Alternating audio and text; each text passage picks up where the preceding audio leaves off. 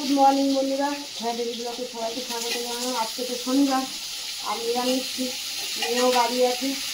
তা তুমি বলে মা তো আলুর তরকারি করো আর লুচি করো, তাই জন্য যে আলুর তরকারি আর এই যে লুচি, আলুর তরকারি বসাচ্ছে এখানে কালো জিরা কাঁচা লঙ্কা ফোড়ন দিয়ে।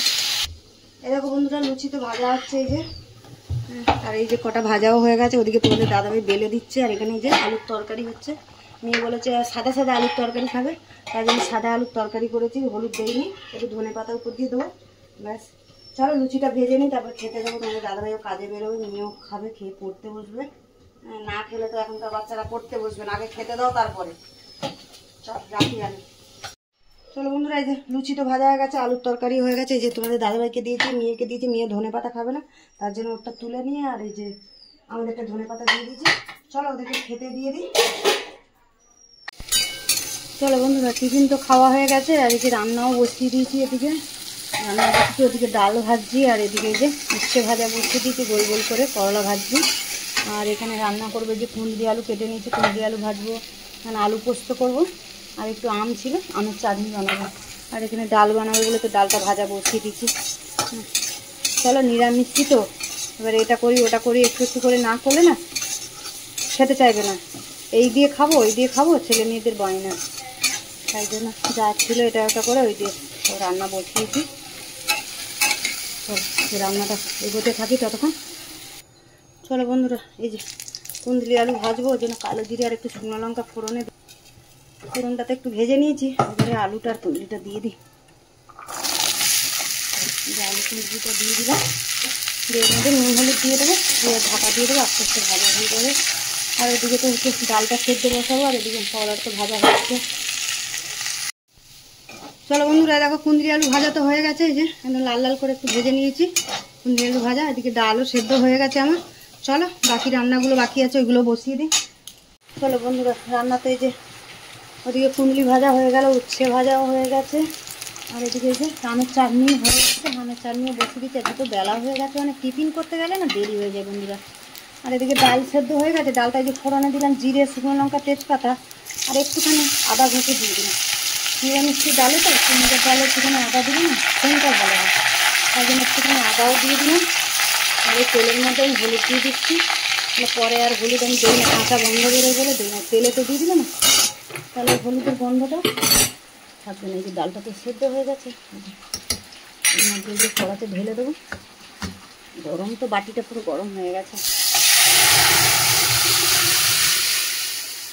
চল, ডালটা তো ফোড়ন হয়ে গেল। ডালটা সব দোয়াই ছিল, একটুখানি মিষ্টি দেবো খালি, কারণ মুগের ডালে একটু মিষ্টি না দিলে খেতে ভালো লাগবে না।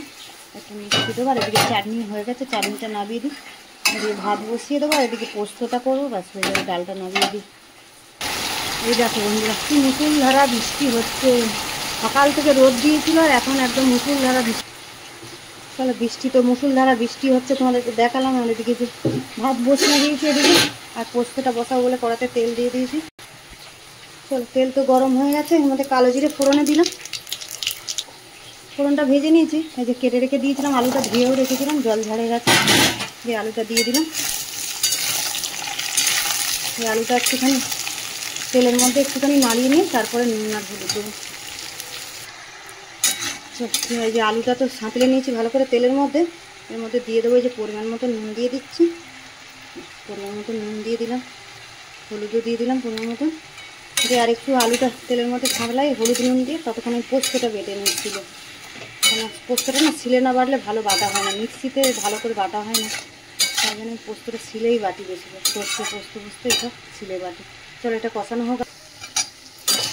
চলো বন্ধুরা, এটা আলু তো ভালো করে ভেজে নিলাম নুন হলুদ দিয়ে। এর মধ্যে যে পোস্ত বেটে নিয়েছি, পোস্ত আর কাঁচা লঙ্কা বেটে নিয়েছি, ওটাও দিয়ে দিলাম। দিয়ে পোস্ত দিয়ে একটুখানি কষিয়ে নিয়ে জল দিয়ে দেবো। চলো, পোস্তটা দিয়ে তো ভালো করে কষিয়ে নিলাম। এই যে জল দিয়ে দিচ্ছি, বেশি জল দেবো না, আলু তো ভাজতে ভাজতে সেদ্ধ হয়েই গেছে। এটাই কমিয়ে চাপা দিয়ে রেখে দিলেই হয়ে যাবে। চলো, ওদিকে তো ভাত জল গরম হয়ে গেছিলো, চাল দিয়ে দিয়েছি, ভাত ফুটছে। চলো বন্ধুরা, এটা পোস্ত তো হয়ে গেছে, একটু মিষ্টিও দিয়ে দিয়েছি পোস্ততে। চলো নাড়িয়ে নিই, দিয়ে মেয়েকে খেতে দিয়ে দেবো, পরে আমি চান করবো। কারণ মেয়ের আবার 4টের সময় পড়া, কিন্তু এত বৃষ্টি হচ্ছে মুষলধারা, মেয়েটাকে খেতে দিয়ে দিই। আবার 4টায় পড়া আছে। তোমাদের দাদাভাই আসবে, এসে আবার মেয়েকে দিতে যাবে, কাজে গেছে, এসে আবার মেয়েকে দিতে যাবে। চলো রাখি এখন, মেয়েকে খেতে।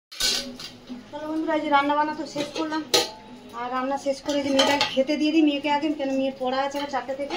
ওর বাবা এসে নিয়ে যাবে পড়াতে, আবার পড়তে দিতে যাবে পীর বাড়ি।